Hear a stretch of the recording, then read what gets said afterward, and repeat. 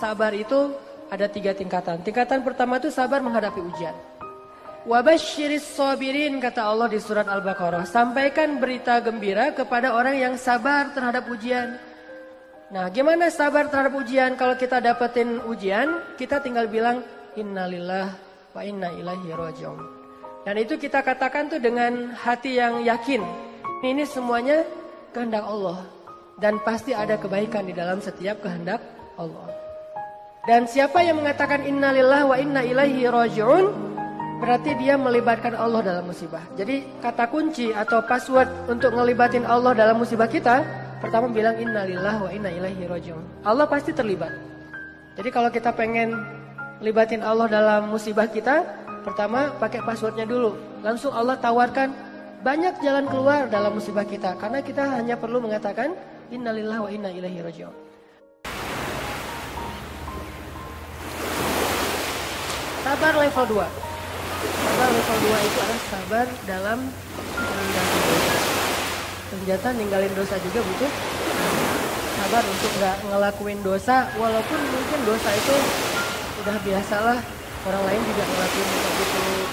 Sabar untuk gak fotoin Instagram orang misalnya, atau Instagram mantan misalnya.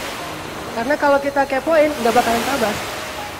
Sabar untuk menjaga pandangan, apalagi sabar untuk ninggalin tidak jalan sama dia kalau belum halal. Itu kesabaran dan itu nggak gampang. Apalagi kalau misalnya sesuatu yang benar-benar kita senengin gitu, kayak sabar untuk ninggalin hal yang sia-sia gitu. Dan itu sabar yang lebih tinggi derajatnya daripada sabar terhadap musibah loh teman-teman.